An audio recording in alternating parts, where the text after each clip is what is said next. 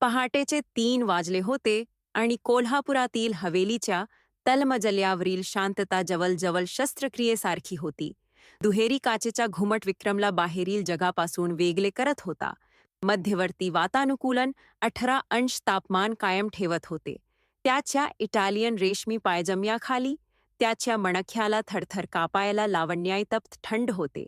परंतु रात्रीनंतर रात्री त्याला जागृत ठेवणाऱ्या तापग्रस्त मनाला थंड करण्यास असमर्थ होते.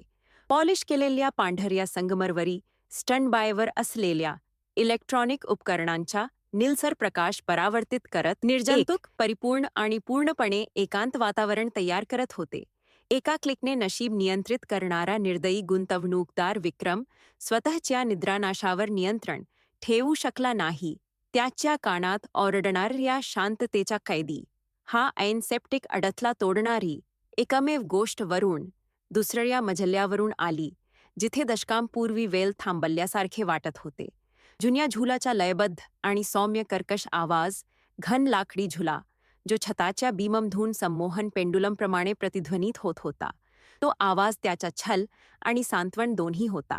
विक्रमला नेमके माहीत होते की तिथे कोण आहे. चंदन आणि प्राचीन मसाल्यांनी सुगंधित अंधारात डोलत आहे. माधवी, काकी, अस्पृश्य विधवाजी वरच्या मजल्यावर एका आदरणीय भूतासारखी राहत होती. ती त्याच्या रात्रींना नकळत त्रास देत असे.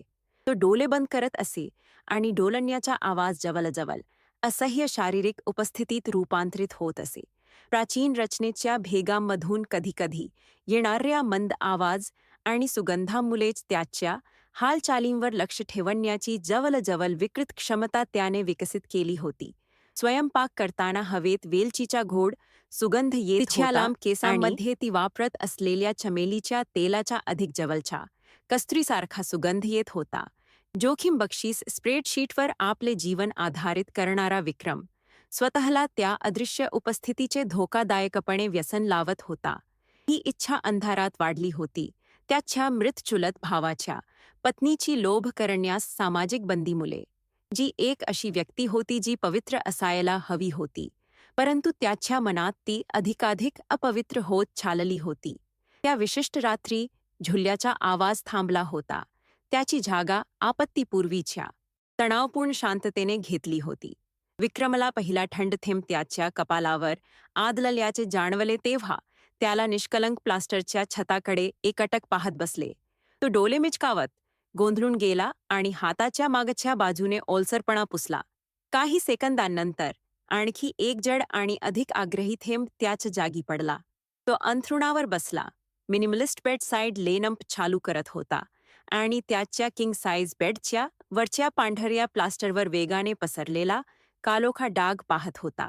त्याच्या पवित्र स्थानाची परिपूर्णता एका स्थूल आणि अनपेक्षित गलतीमुळे भंग होत होती. मंद थेंब पाण्याच्या स्थिर प्रवाहात बदलला. हजारो धाग्यांच्या मोजणीच्या इजिप्शियन कापसाच्या चादरी भिजवत होता. विक्रमची चिडचिड बर्फाल क्रोधात वाढली. ही सामान्य गलती नव्हती. ती वरच्या मजल्यावरची दुर्लक्ष होती, जी त्याच्या काळजीपूर्वक आयोजित केलेल्या जीवनावर आक्रमण करत होती. त्याने तिथे माधवीची कल्पना केली, तिच्या जुन्या वस्तूंनी आणि आधुनिक व्यावहारिकतेच्या अभावाने वेढलेल्या तिच्या समस्यांकडे दुर्लक्ष करत. त्याने त्याच्या चप्पलांकडे दुर्लक्ष केले. त्याच्या उघड्या पायाखाली थंड संगमरवरी जाणवला. जेव्हा त्याने गडद रेशमी झगा घातला, त्याला त्या गोंधळाच्या स्रोताचा सामना करावा लागला. तो त्याला इतका आवडलेला आदेश लागू करायचा होता. त्याचा जबडा घट्ट धरून तो खोलीतून बाहेर पडला आणि शांत कॉरिडॉर ओलांडून दोन्ही जगांना वेगळे करणाऱ्या जिन्याकडे गेला. संगमरवरावरील प्रत्येक जड पाऊल त्याच्या असंतोषाची घोषणा करत होते. तो क्वचितच दुसऱ्या मजल्यावर चढत असे. तो कुटुंबाच्या भूतकाळातील प्रदेश होता, एक जागा ज्यावर त्याने वित्तपुरवठा केला, पण त्याचे मन राखण्यासाठी दुर्लक्ष करणे पसंत केले. सकाळच्या त्यावेळी त्या पायऱ्या चढणे हे त्याच्या आणि विधवेमधील अंतराच्या मूक कराराचे उल्लंघन असल्यासारखे वाटत होते. त्याच्या आधीच अनिश्चित असलेल्या विश्रांतीच्या व्यत्ययामुळे त्याच्या मनात रागाची लाट उसळली. दुसऱ्या मजल्यावरील पहिल्या गडद लाकडी पायरीवर पाऊल ठेवताच वातावरणात प्रचंड बदल झाला. एअर कंडिशनिंगची जागा गुदमरणाऱ्या दमट उष्णतेने घेतली. जुन्या लाकडाच्या तीव्र वासाने आणि तो टाळण्याचा त्याने खूप प्रयत्न केलेल्या फुलांच्या सुगंधाने जड त्याच्या वजनाखाली फरशी कण्हत होती, त्याच्या अवांछित आगमनाची घोषणा करत होती. तो वाहत त्या पाण्याचा आवाज ऐकत होता, हॉलवेच्या टोकाकडून येणारा एक मोठा, हताश फुसफुसणारा आवाज. माधवीच्या बाथरूमचा दरवाजा उघडा होता, जो फरशीच्या बोर्डांवर प्रकाशाचा एक चमकणारा पिवळा किरण टाकत होता, जो आत पसरलेल्या गोंधळाला आमंत्रण देत होता. तो दारात थांबला, क्षणभर दृश्य पाहून स्तब्ध झाला. बाथरूम जुने होते. रंगीबेरंगी हायड्रॉलिक टाईल्स आणि नखांच्या पायांसह कास्ट लोखंडी बाथटब, त्याच्या किनारा मार्बल स्पाचच्या अगदी विरुद्ध.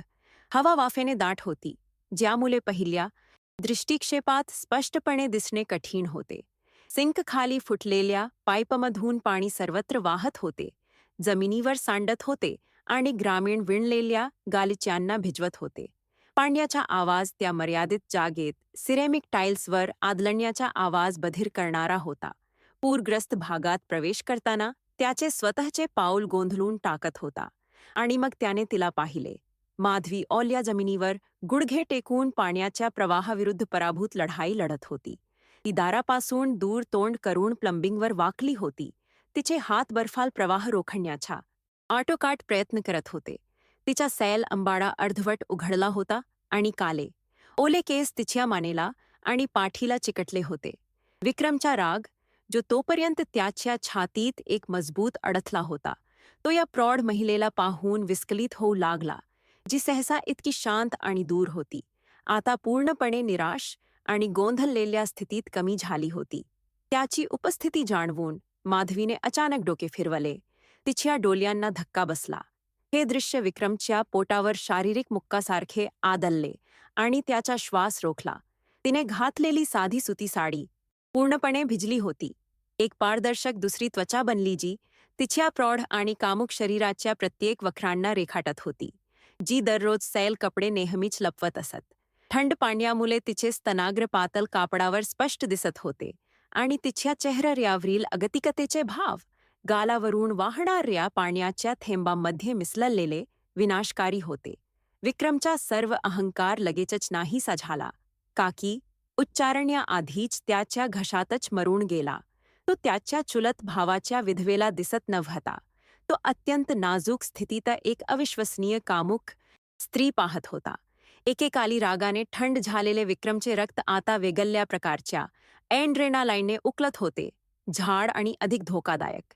त्याला त्याच्या मानेवर उष्णतेची लाट उठल्याचे जाणवले. तिच्या बुरख्याच्या नग्नतेची अनैच्छिक शारीरिक प्रतिक्रिया, तिच्या परिश्रमशील शरीराच्या ओलावा आणि उष्णतेने वाढलेला तिचा सुगंध त्याच्या नाकपुड्यांमध्ये भरला, त्याला मादक बनवले आणि एका महत्त्वपूर्ण क्षणासाठी त्याच्या हालचालींना अर्धांगवायू केले. विक्रमने कष्टाने शांतता मिळवली आणि पाण्याने भरलेल्या बाथरूममध्ये पाऊल ठेवले. थंड पाण्याने त्याच्या रेशमी झग्याच्या कडा आणि उघडे पाय भिजत असल्याचे जाणवले. मला ते पाहू दे. त्याचा आवाज त्याच्या अपेक्षेपेक्षा जास्त कर्कश आणि खाली आला, जवलजवल गुरगुरणारा. तो तिच्या शेजारी गुडघे टेकला. सिंक आणि बाथटबमधील अरुंद जागा अचानक आणि धक्कादायक शारीरिक जवळीक निर्माण करत होती. थंड पाण्याच्या विपरीत तिच्या त्वचेतून निघणारी उष्णता स्पष्ट दिसत होती. तो तिच्या कानाखाली जलद आणि असमान जलद श्वास ऐकू शकत होता. सिंकच्या मागे असलेल्या गंजलेल्या मुख्य जडपापर्यंत पोहोचण्यासाठी त्याला तिच्यावर झुकावे लागले. या हालचालीमुळे त्याची छाती तिच्या पाठीवर आदळली. एक क्षणिक पण विद्युत संपर्क झाला, ज्यामुळे त्यांच्या दोन्ही मणक्यांना धक्का बसला. त्याला माधवी स्पर्श होताच ताठ झाल्याचे जाणवले. त्याचे मोठे आणि दशलक्ष डॉलर्सचे करार करण्याची सवय असलेले हात आता थंड, निसरड्या धातूशी झुकत होते. त्याची बोटे तिच्या बोटांवर आदळत होती, जी अजूनही मदत करण्याचा प्रयत्न करत होती. झडप फिरवण्यासाठी आवश्यक असलेल्या शक्तीमुळे त्याला त्याच्या शरीराचे वजन वापरावे लागले, स्वतःला तिच्यावर आणखी जोरात दाबावे लागले. शेवटच्या एका प्रयत्नाने आणि विक्रमच्या एका मंद आवाजाने झडप शेवटी मार्ग मोकळा झाला आणि वल्ला. पाण्याचा प्रवाह अचानक थांबला. फक्त जड श्वासांचा आवाज आणि अचानक शांततेत अवशिष्ट टपकण्याचा आवाज राहिला. ते दोघेही एका क्षणासाठी त्याच स्थितीत राहिले जे शाश्वत वाटले. विक्रम माधवीवर झुकला, त्याचे शरीर तिच्या पाठीवर आणि कंबरेवर दाबले गेले, दोघेही पाण्यात गुडघे टेकले. त्याला तिच्या शरीरात पसरलेला सूक्ष्म थरथर जाणवत होता आणि त्याला माहीत होते की ओल्या कापडामधून तिच्या खालच्या पाठीवर त्याच्या इच्छेचा भौतिक पुरावा तिला जाणवू शकतो. हवा झाड होती आणि लैंगिक ताण इतका दाट होता की तो चाकूने कापता येतो. हळूहळू, जवळजवळ अनिच्छेने विक्रम निघून गेला, जलत्या शारीरिक संपर्काला तोडून गेला. तो उभा राहिला, त्याची स्थिती लपवण्यासाठी त्याच्या झगा खाली खेचला, तर माधवी जमिनीवरच राहिली, त्याच्याकडे पाहण्यासाठी हळूहळू वळली. तिचे मोठे आणि काले डोळे, लाज, भीती आणि इतर कशाचे तरी अस्पष्ट मिश्रणाने भरले होते. त्या निषिद्ध इच्छेच्या परस्पर ओळखीची एक ठिणगी. एकही शब्द बोलला गेला नाही. त्यांच्यातील शांतता कोणत्याही भाषणापेक्षा स्पष्ट होती. तो मागे वळून न पाहता बाथरूममधून बाहेर पडला. त्याचे हृदय त्याच्या फासल्यांवर अनियमितपणे धडधडत होते. जर तुम्ही विक्रमच्या जागी असता आणि तुमच्या कुटुंबाचा नाश करू शकणाऱ्या इच्छेशी लढत असता, तर तुम्ही काय केले असते? तुमचे मसालेदार उत्तर कमेंटमध्ये लिहा. गलतीच्या घटनेनंतरच्या दिवसांत हवेलीतील शांतता जिवंत झाली. त्या ओल्या पहाटेच्या अकथित गोष्टींच्या वजनाने तो धडधडत होता. विक्रम आता त्याच्या अत्याधुनिक मॉनिटर्सवर चमकणाऱ्या उच्च फ्रिक्वेन्सी ग्राफवर लक्ष केंद्रित करू शकला नाही. त्याऐवजी त्याने डोळे बंद केले आणि माधवीची त्वचा त्याच्याशी भेटली. तो क्षण पुन्हा जगला. त्याला काही वर्षांपूर्वीच्या आठवणी पुन्हा आठवल्या, जेव्हा ती त्याच्या चुलत भावाची लाजालू वधू म्हणून त्या घरात आली होती. एक अशी व्यक्ती जी तो नेहमीच्या दूरवरून आदर करत असे, परंतु आता त्याच्या तापदायक कल्पनेच्या प्रत्येक इंचावर व्यापली आहे. तिच्या शरीरावर चिकटलेल्या साडीची आठवण सतत यातना देत होती, ज्यामुळे त्याच्या स्वतःच्या विवेकाविरुद्ध आणि त्याच्या कुटुंबाने लादलेल्या नैतिकतेविरुद्ध त्याच्या परिपूर्णपणे बनवलेल्या पलंगाचे युद्धभूमीत रूपांतर झाले. विक्रमचा ध्यास छोट्या छोट्या कृतींमध्ये प्रकट होऊ लागला. कुटुंबाच्या प्रोटोकॉलपेक्षा जास्त वेळा माधवीच्या अभयारण्यावर आक्रमण करण्याचे तार्किक समर्थन. त्याने दावा केला की पाण्याच्या घुसखोरीने ऐतिहासिक हवेलीच्या रचनेला तडजोड केली नाही, याची खात्री करण्यासाठी त्याला आधार देणारे बीम तपासण्याची आवश्यकता होती, परंतु त्याचे डोळे क्वचितच छताकडे फिरत होते. वरच्या मजल्यावर जाताना त्याने पाहिले की दुपारचा सूर्य लाकडी खिडक्यामधून कसा वास करत होता आणि माधवी भोवती नाचणाऱ्या धुलीच्या कणांना प्रकाश देत होता. प्रत्येक भेट म्हणजे चहा देताना तिच्या हातांच्या हालचाली पाहण्याचे निमित्त होते. तिच्या पारदर्शक त्वचेखाली तिच्या मनगटातील बारीक शिरा कसे कंप पावत आहेत हे पाहणे, एक तपशील ज्यामुळे तो त्या सोनेरी प्रकाशात गुप्तपणे श्वास रोखून बसला होता. आधुनिकीकरण आवश्यक आहे, माधवी. या अनिश्चित परिस्थितीत तुम्ही जगू शकत नाही, तो एके दुपारी म्हणाला. त्याच्या आवाजात एक अधिकार होता, जो त्याच्या सुप्त चिंता लपवण्याचा प्रयत्न करत होता. तो त्याच्यासोबत लक्झरी लाइटिंग, फिक्स्चरचे कॅटलॉग आणि तांत्रिक कापडांचे नमुने घेऊन आला. ते जुन्या लाकडी टेबलावर पसरवले ज्याला मेण आणि इतिहासाचा वास येत होता. माधवी फक्त हसली. एक उदास हावभाव जो तिच्या काल्या डोळ्यांपर्यंत पोहोचला नाही, कारण तिच्या बोटांनी चुकून विक्रमच्या नमुन्यांपैकी एक उछलताना त्याच्या बोटांनी चुकून विक्रमला घासले. तो क्षणिक स्पर्श गुंतवणूकदाराच्या हातातून विद्युत शॉकसारखा होता. त्याचे हृदय त्याच्या फासल्यांवर धडधडत होते, तर तिच्या चमेलीच्या सुगंधाने त्याला एका निषिद्ध आणि मादक मिठीसारखे वेढले होते, जे त्याला कधीही संपू नये अशी इच्छा होती. माधवी सूक्ष्मपणे धोक्याशी खेळत होती, जवळजवळ नकलत, किंवा कदाचित तिला दशकांच्या सामाजिक अदृश्यतेनंतर कोणत्याही प्रकारच्या मानवी ओळखीची भूक होती. तिने त्याच्या आणलेल्या आलिशान भेटवस्तू स्वीकारल्या, महागड्या वाईन ज्या तिने कधीही चाखल्या नव्हत्या, मूळच्या मड्याच्या आवरणांसह परदेशी कवितांची पुस्तके, परंतु नेहमीच एका सावधगिरीने विक्रमच्या अहंकाराला घायाळ केले. या सुंदर गोष्टी तुमच्या काचेच्या आणि स्टीलच्या जगात आहेत, मी जिथे राहतो त्या लाकडी थडग्यात नाही, तिने एकदा म्हटले होते. तिचा आवाज त्याच्या मणक्यात थरथर कापणाऱ्या कुजबुजण्यापेक्षा काहीसा वेगळा नव्हता. त्याच्या भौतिक सुसंस्कृतपणा आणि तिच्या वेदनादायक साधेपणामधील फरकाने एक तणाव निर्माण केला जो दोघांसाठीही घृणास्पद आणि अप्रतिम होता. विक्रम त्याच्या व्यवसाय बैठकींकडे दुर्लक्ष करू लागला, वरच्या मजल्यावरच्या झुलाचा आवाज ऐकण्यात दुपार घालवण्यास प्राधान्य देत होता. भारतीय उष्णतेने सर्व काही मंदावत असताना माधवी एकटीच डोलत असल्याची कल्पना करत होता. लाकडाच्या कर्कश आवाजानंतर तिच्या शरीराच्या लयबद्ध हालचालीची त्याने कल्पना केली, एक लय जी त्याच्या स्वतःच्या हृदयाच्या ठोक्यांशी काही प्रमाणात शुद्ध कामुक अपेक्षेने मिसळली. शेजाराच्या गप्पाटप्पा किंवा तीक्ष्ण जिभेच्या कर्मचाऱ्यांकडून पकडले जाण्याची भीती त्याला लवकरच होणार असलेल्या अपराधाच्या एड्रेनालाईनने बदलली. त्याला माहीत होते की तो आगीशी खेळत आहे, परंतु तलमजल्यावरील त्याच्या आधुनिक जीवनातील थंडपणामुळे वरच्या मजल्यावरील उबदारपणा एक महत्वाची गरज बनला, जो तो आता सोडू शकत नव्हता. एका रात्री नवीन हायटेक एअर प्युरिफायर देण्याच्या बहाण्याने त्याला ती बाल्कनीत आढळली, जिथे ती पौर्णिमेला ऐतिहासिक कोल्हापूर जिल्ह्याला एका अवास्तव चांदीच्या प्रकाशात आंघोळ घालताना पाहत होती. तिने पन्ना हिरव्या रंगाची रेशमी साडी घातली होती, जी त्याने स्वतः गेल्या आठवड्यात अनामिकपणे पाठवली होती. हा रंग तिच्या खांद्याचा फिकटपणा आणि तिच्या मानेचा सुंदर वळण अधोरेखित करत होता. त्या दोघांमधील शांतता आता अस्वस्थ नव्हती, ती एक आश्वासन होती.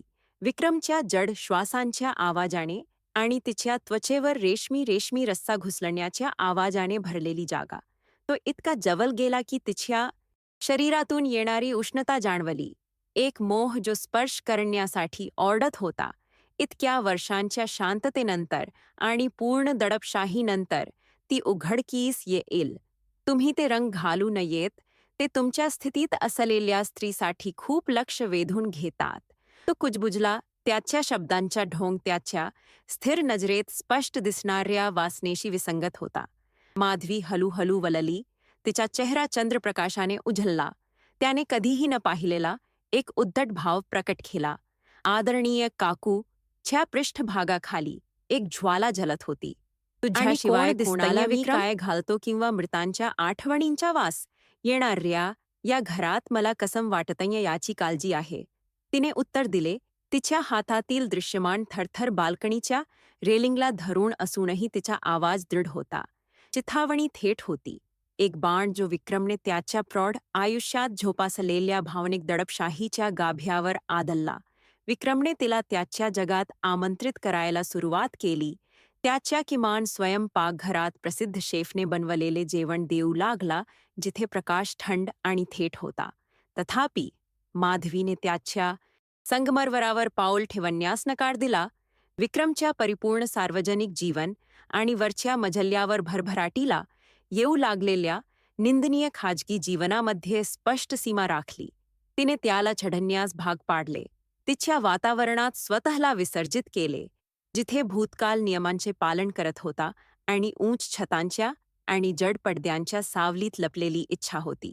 त्याने चढलेले प्रत्येक पाऊल नैतिक अथांग डोहात उतरल्यासारखे वाटत होते, जिथून त्याला माहीत होते की परत येणार नाही, आणि त्या पडण्याच्या एड्रेनालाईनने त्याला आता जागृत ठेवले.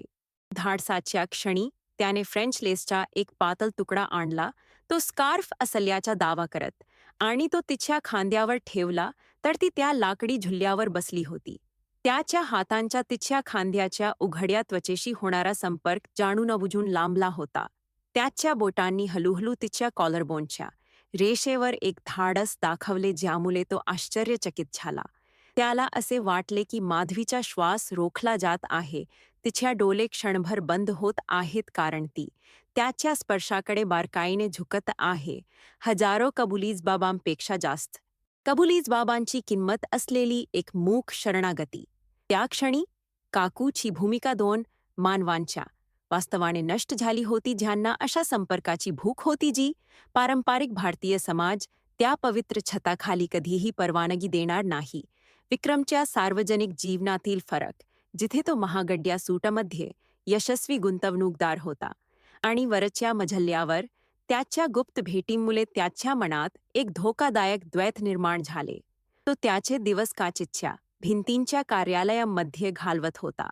व्याजदर आणि कंपनी विलिनीकरणावर चर्चा करत होता. परंतु त्याचे मन कायमचे त्या ओल्या बाथरूममध्ये आणि माधवीच्या चंदनाच्या सुगंधात अडकले होते. त्याच्या भागीदारांनी त्याचे लक्ष विचलित झाले. त्याच्या डोळ्यांतील जंगली चमक जी व्यवसायाच्या थंड तर्काशी जुलत नव्हती. परंतु कोणीही त्या माणसाला प्रश्न विचारण्याचे धाडस केले नाही. ज्ञाने इतका नफा मिळवला. तो एक ज्वलंत स्वप्न जगला. दुहेरी जीवन जिथे सत्य झुन्या लाकडी दारांच्या मागे लपलेले होते, जे उन्हाळ्याच्या वाऱ्याच्या थोड्याशा स्पर्शाने कर्कश होते. सामाजिक न्यायाची भीती त्यांच्यावर लटकणाऱ्या सावलीसारखी होती. परंतु त्यांना रोखण्याऐवजी ती प्रत्येक गुप्त भेटीची आणि प्रत्येक आरोपित शब्दाची निकड वाढवत होती. माधवीला माहीत होते की जर तिच्या कुटुंबाला हे कळले तर तिला हाकलून लावले जाईल आणि तिचा अपमान केला जाईल, बेघर बहिष्कृत केले जाईल. परंतु विक्रमकडून इच्छित होण्याची इच्छा स्वसंरक्षणाच्या कोणत्याही प्रवृत्तीपेक्षा जास्त होती. तिने वरच्या मजल्याचा दरवाजा उघडा सोडायला सुरुवात केली. एक मूक आमंत्रण जे विक्रमने मध्यरात्री वाजल्यावर त्याच्या छातीत धडधडत स्वीकारले. धोका हा एक मसाला होता ज्यामुळे त्या कामुक नात्याला काहीतरी अलौकिक बनवले गेले. एका कड्याच्या काठावर एक नर्तकी, ते दोघेही परिणामांची पर्वा न करता एकत्र उडी मारण्यास तयार होते. लोक बोलतात, विक्रम शेजारी या मजल्यावर उशिरापर्यंत सुरू असलेले दिवे पाहतात. एका पावसाळी दुपारी तिने त्याला इशारा दिला, जेव्हा तो एक काल्पनिक शेल्फ दुरुस्त करत होता. त्यांना बोलू द्या. त्यांना माहीत नाही की भावनिक वाळवंटात राहणे आणि तुमच्यासारखे पाण्याचा स्रोत शोधणे कसे असते. तो उत्तरला. त्याचा आवाज एका कच्च्या उत्कटतेने भरलेला होता, ज्यामुळे ती थरथर कापत होती. तो तिच्यासमोर गुडघे टेकला, विषय म्हणून नाही तर भौतिक आणि वरवरच्या पलीकडे जाणाऱ्या नात्यासाठी विनंती करणाऱ्या पुरुषासारखा. तिच्या साडीच्या कापसाने झाकलेल्या तिच्या गुडघ्यांवर त्याच्या हातांचा स्पर्श शतकानुशतके चाललेल्या परंपरेविरुद्ध बंडखोरी होती, जी विधवेने कसे वागावे हे ठरवते. विक्रमला तिच्या प्रतिकाराच्या छोट्या खुणा लक्षात येऊ लागल्या, जसे की तो आल्यावर तिने तिचे केस कसे खाली सोडले किंवा तिने कसे अधिक सुगंधित स्पर्श केला. मोहभव्य हावभावांनी बनलेला नव्हता, तर लपलेल्या हेतूंनी भरलेल्या लहान संवादांनी बनलेला होता, जिथे हवामान किंवा घराबद्दलची प्रत्येक टिप्पणी संपूर्ण शारीरिक संपर्काची सुप्त इच्छा लपवते. ते एका बोर्डवरच्या दोन बुद्धिबळपटूंसारखे होते, जिथे चेकमेट म्हणजे त्यांची प्रतिष्ठा पूर्णपणे नष्ट होईल, परंतु दोघेही खेळ सोडण्यास तयार नव्हते. विक्रमचे निष्कलंक सार्वजनिक जीवन वरच्या भावनिक ओलसरपणाने क्षीण होत होते आणि त्याने या विनाशाचे आनंद आणि वेदनांच्या हास्याने स्वागत केले. रात्रीची शांतता फक्त झुल्याच्या आवाजाने भंग पावली तेव्हा विद्युत ताण असह्य शिगेला पोहोचला, जो आता प्रत्येक पुढे मागे हालचालीने त्याचे नाव कुजबुजत होता. विक्रमला वाटले की तो स्वतःच्या कथेवरील नियंत्रण गमावत आहे. तो स्वतःच्या पतनाचा प्रेक्षक बनत आहे, कारण तो रात्रंदिवस पायरड्या चढत होता, फक्त चमेलीच्या सुगंधाने मार्गदर्शन करत होता. त्याला माहीत होते की हे रहस्य जास्त काळ लपवता येणार नाही. विशेषतः कुटुंबाने ऐतिहासिक हवेली एका आधुनिक विकासकाला विकण्याची योजना आखली होती अशा अफवांसह. त्यांचे निषिद्ध प्रेम जिथे फुलले, ते अभयारण्य गमावण्याचा बाह्य धोका उत्प्रेरक म्हणून काम करत होता.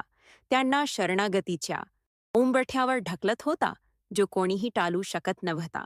विक्रमच्या भेटी अधिक धाडसी होत गेल्या आणि तो माधवीच्या कबरला सजवण्यासाठी व्यावहारिक उपयोगाच्या नसलेल्या फक्त सौंदर्याच्या वस्तू आणू लागला. त्याला त्याच्या डोळ्यांतून स्वतःला पाहायचे होते. एक जिवंत, जीवनाने भरलेली स्त्री, धुलीने माखलेल्या आठवणींच्या शेल्फवर ठेवण्याचा अवशेष नाही.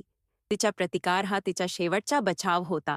ती प्रतिष्ठेची भिंत होती जी तिने उभी राहण्याचा प्रयत्न केला, परंतु तो तिच्याकडे दिलेल्या प्रत्येक तीव्र नजरेने कोसळला.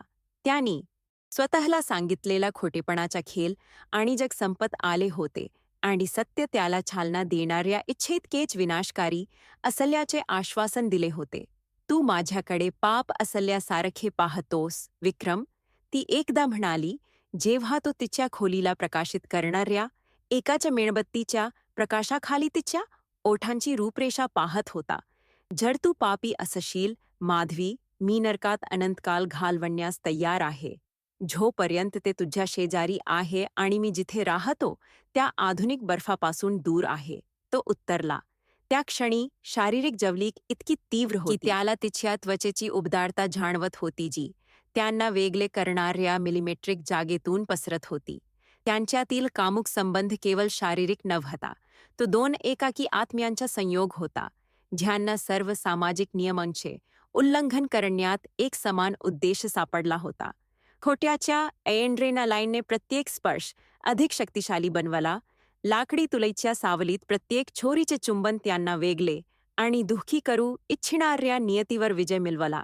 विक्रमला वाटले की शेवटी त्याचे जीवन खरे वजनदार झाले आहे, एक असा पदार्थ जो पैसा आणि यश त्याच्या निष्क्रिय आणि गणना केलेल्या अस्तित्वात कधीही प्रदान करू शकले नाही.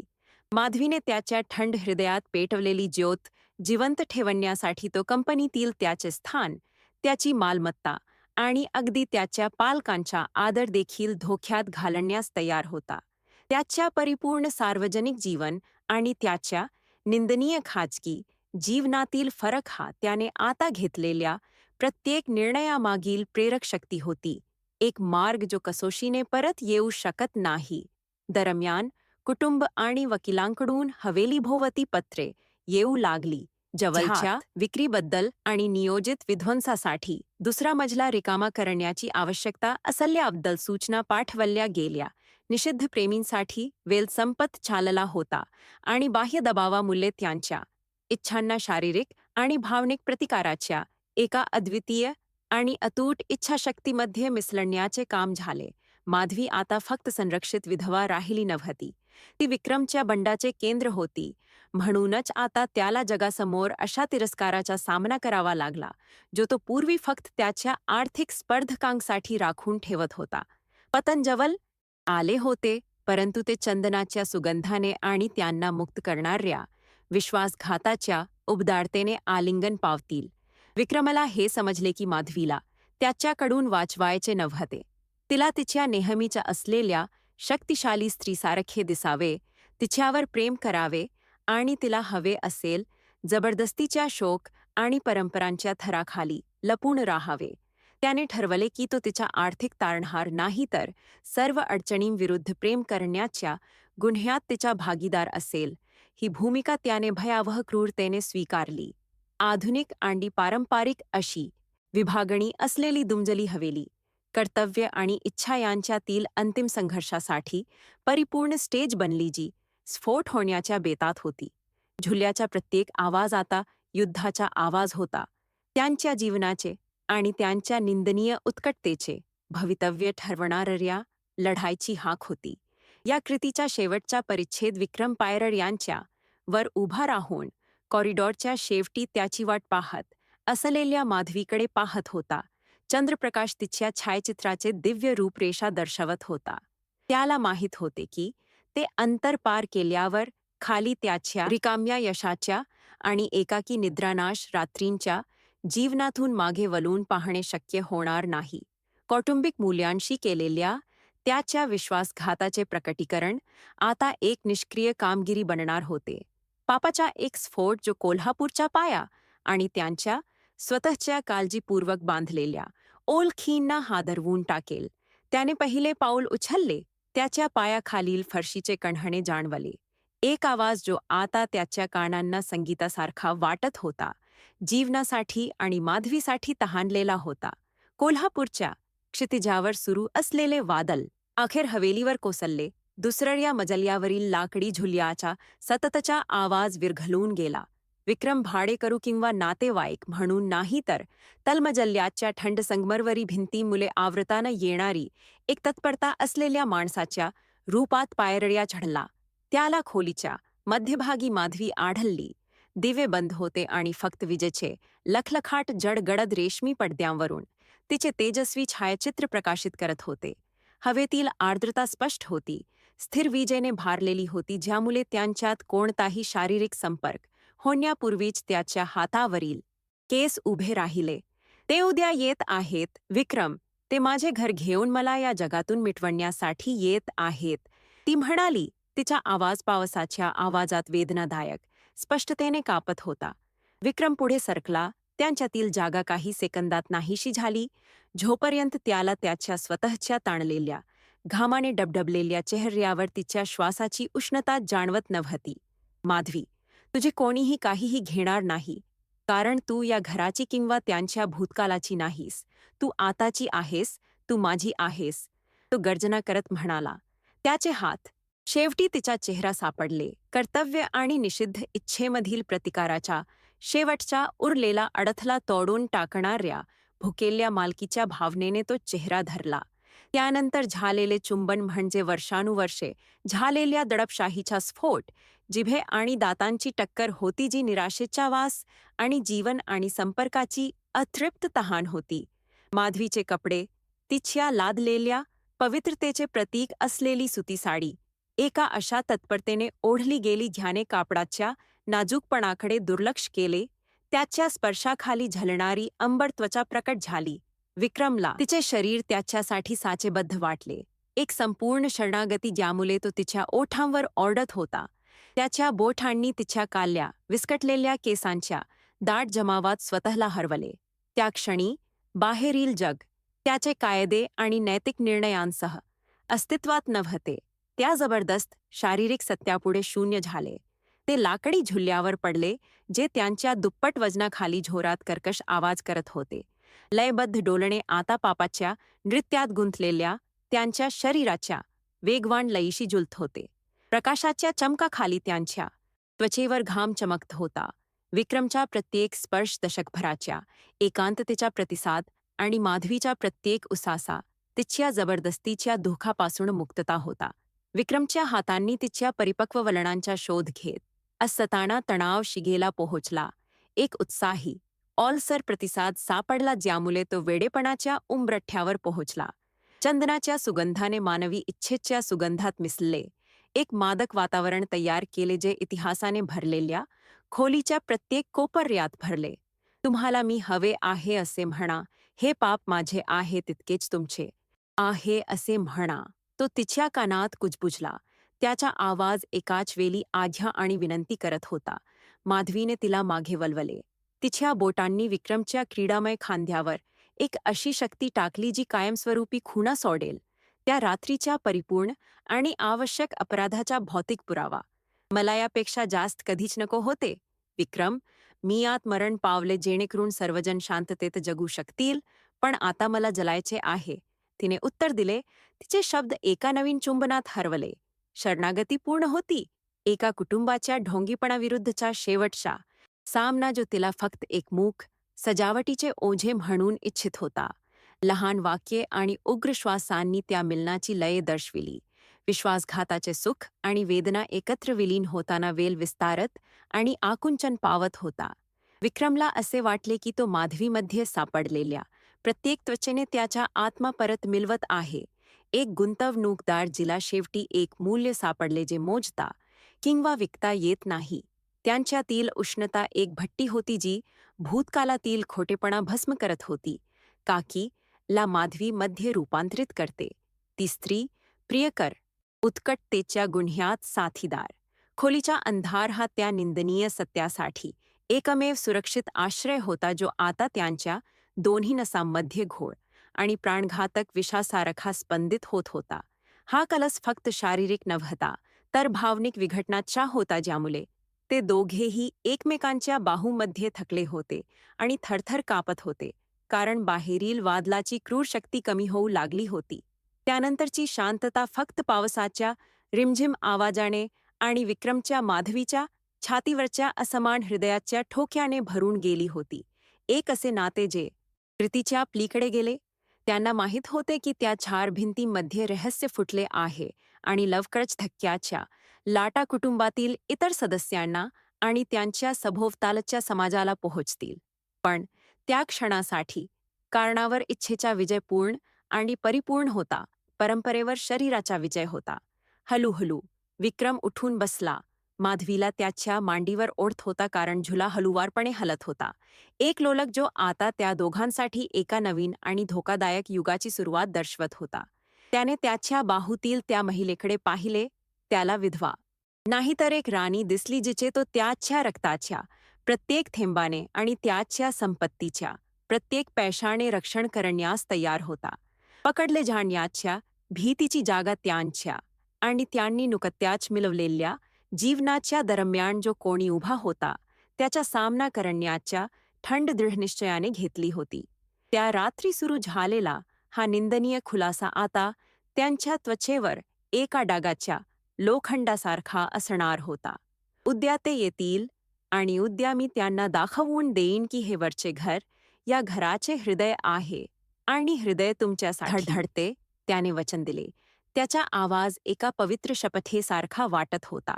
माधवीने त्याच्या खांद्यावर डोके ठेवले. दशकांनंतर पहिल्यांदाच तिला सुरक्षित वाटले.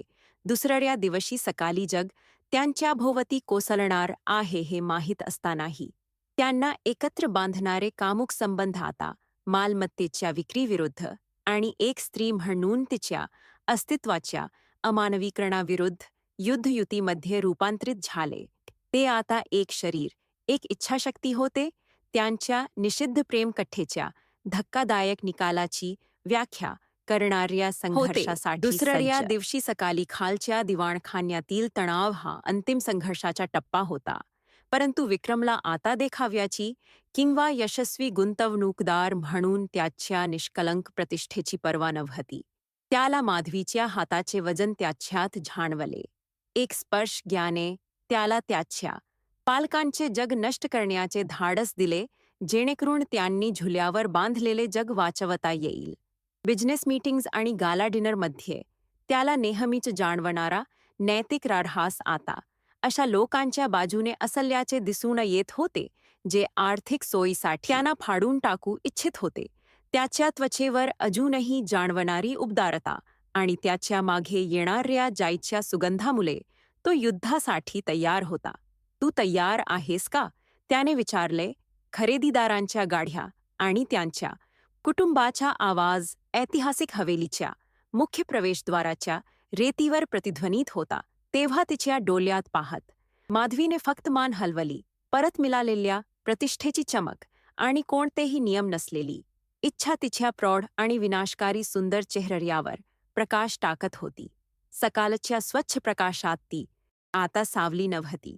संगमरवरी किंवा लाकडावर त्याच्या उघड्या पायाखाली कितीही खोलवर उघडले तरी विक्रमने अनुसरण करण्याचा निर्णय घेतलेला ती प्रकाश होती. पापाचा कलस निघून गेला होता, परंतु त्याचे परिणाम फक्त प्रकटीकरणांच्या मालिकेत उलगडू लागले होते जे सर्वांना धक्का देतील. समोरचा दरवाजा उघडला गेला आणि विक्रमच्या भागीदारांचे आणि त्याच्या पालकांचे अधिकृत आवाज प्रवेशद्वार भरून गेले. त्यांनी घराचे भवितव्य निश्चित करणाऱ्या कागदपत्रांवर स्वाक्षरी करण्याची मागणी केली. विक्रम एकटाच पायऱ्या उतरला नाही, तर माधवीचा हात धरून तो खाली उतरला. हा एक प्रकारचा विरोधाचा इशारा होता, ज्यामुळे खोलीत धक्का आणि संतापाच्या जड वस्त्राप्रमाणे शांतता पसरली.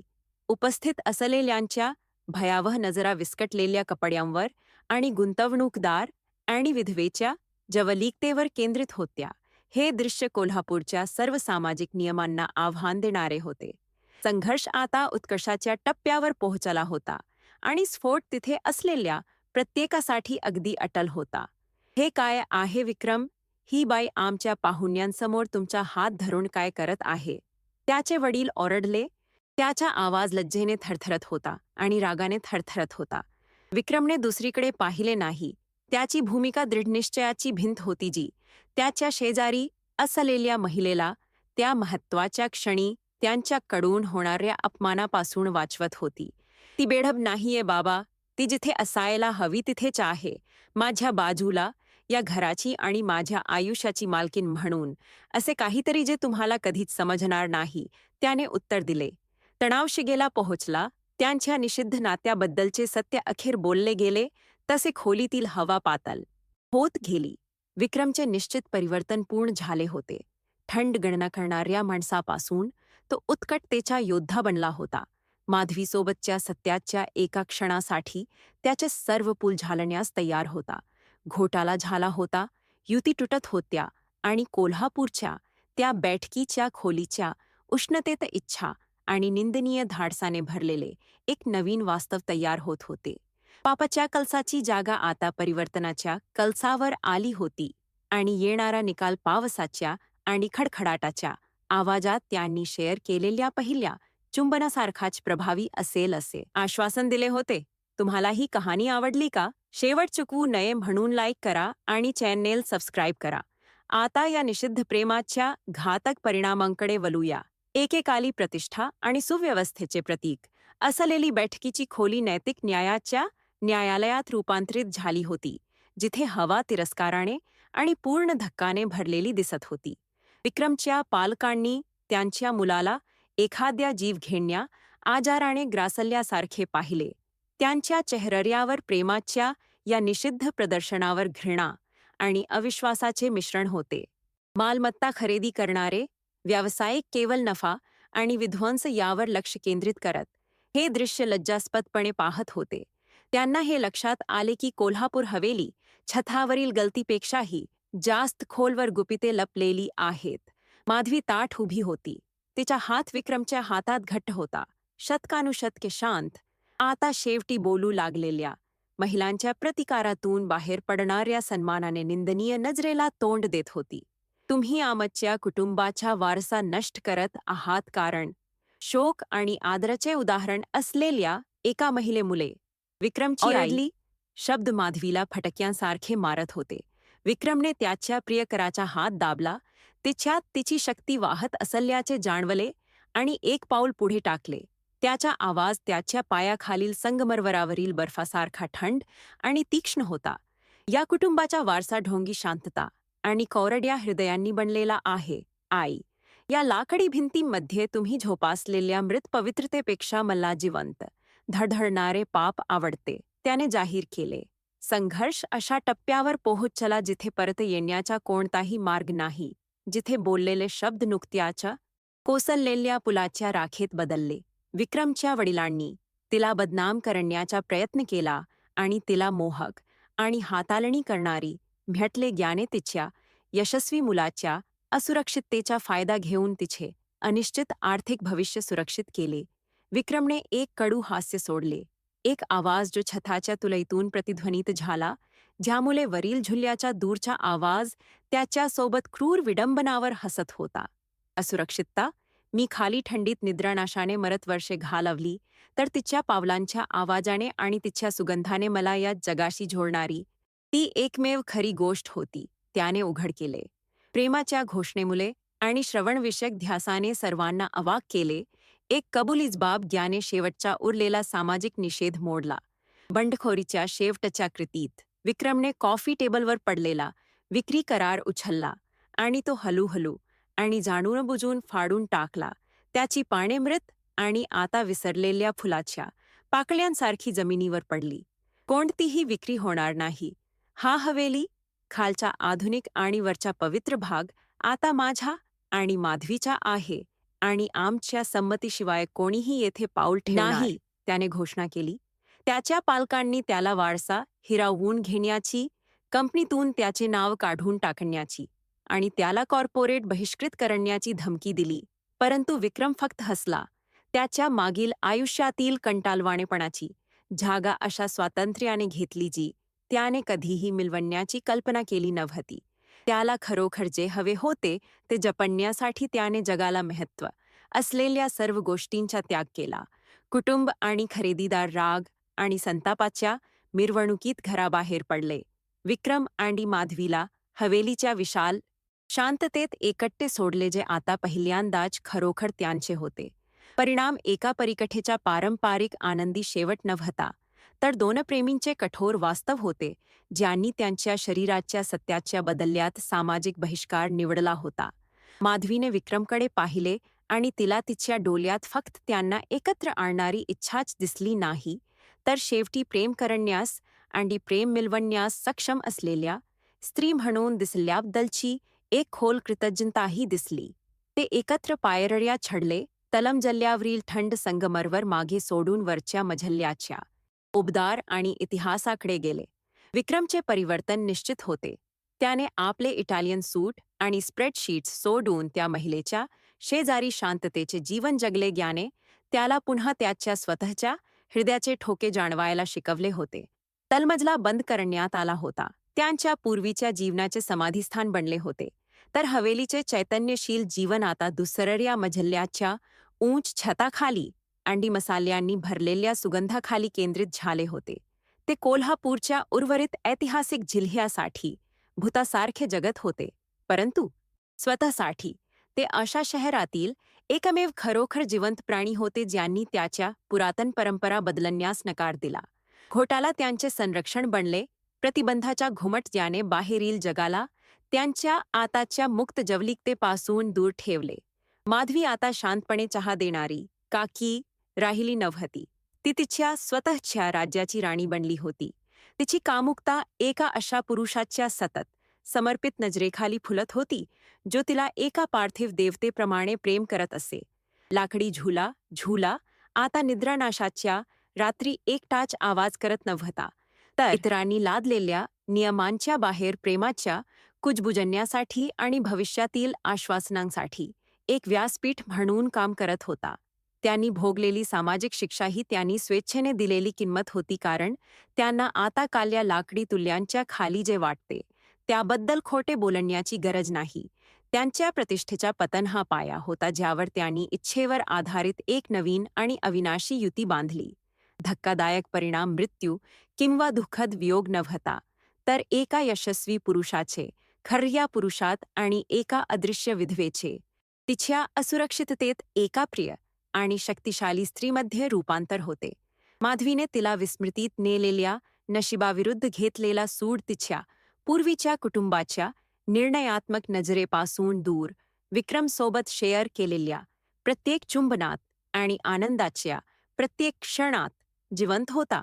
त्यांनी नैसर्गिक व्यवस्था उलथवून टाकली होती आणि कोल्हापूर कधीही विसरणार नाही तो दिवस जेव्हा निर्दयी, गुंतवणूकदार आणि मूक विधवेने नैतिकतेचे पूल झाडले, ज्याला कोणतीही मर्यादा किंवा कारणम नव्हती.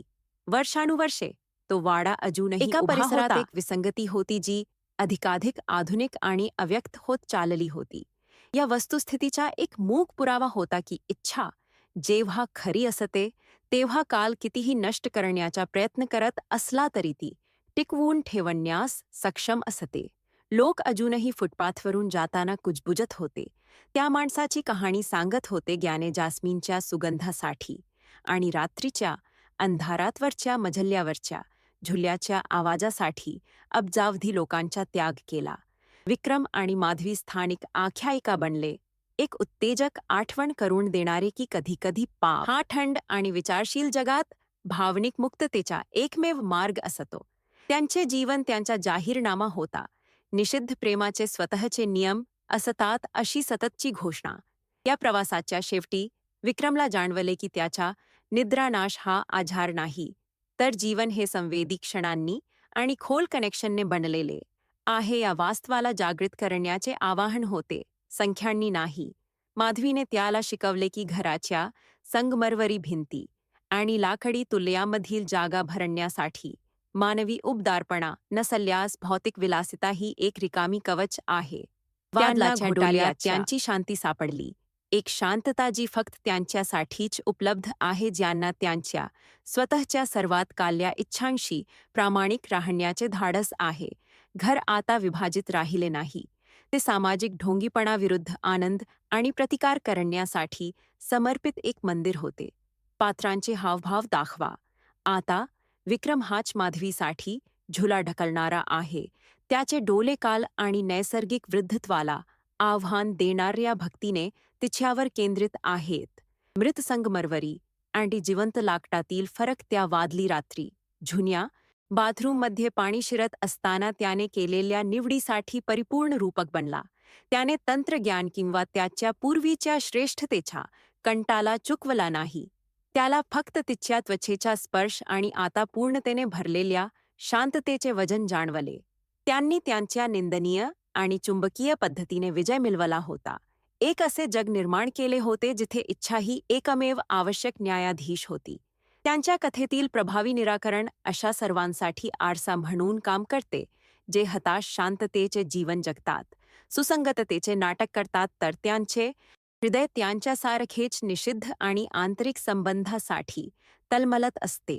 मृत्यू आणि दुःखाला आव्हान देणाऱ्या प्रेमाच्या जघन्याच्या बक्षिसाच्या तुलनेत कुटुंबाची शिक्षा कमी होती. सामाजिक शोकांतिकेचे रूपांतर महाकाव्य आणि कामुक प्रमाणात वैयक्तिक विजयात केले. कोल्हापूरकर त्यांचा द्वेष करू शकतील, परंतु त्यांना दुर्लक्ष करू शकत नव्हते आणि खोलवर अनेकांना चंदन आणि सत्याने भरलेल्या चुंबनासाठी सर्व काही सोडून देण्याच्या त्यांच्या धाडसाचा हेवा वाटत होता. त्याच्या कथेचा शेवट त्याच्या स्वतःच्या मसालेदार परिस्थितीत जगलेल्या अनंतकालाची सुरुवात होती. विक्रम, आता पांढरे केस असलेला आणि तारुण्यात कधीही न पाहिलेला शांततेचा भाव असलेला, भिंतीवरच्या त्याच्या पालकांचा फोटो पाहतो आणि त्याला राग नाही, फक्त स्वातंत्र्य कधीच्या न ओळखणाऱ्यांसाठी खोल करुणा वाटते. तो माधवीकडे वळतो, जी त्याची वाट पाहत असलेल्या एका स्मितहास्याने पाहते जे अजूनही त्याचे हृदय पहिल्यांदाच धावत आहे, आणि त्याला माहीत आहे की प्रत्येक त्याग तिथे असणे फायदेशीर आहे. ऐतिहासिक हवेली सुसंगततेच्या समुद्रात उत्कटतेचा दिवा आहे. त्याच्या खिडक्या उन्हाळ्याच्या वाऱ्यासाठी उघड्या आहेत, ज्या फुलांचा सुगंध आणि एक समेटित भूतकाळ घेऊन जातात. ते पुरावे आहेत की प्रेमाला वय, पदवी किंवा नियम नाहीत जे इच्छेच्या बलाने तोडता येत नाहीत.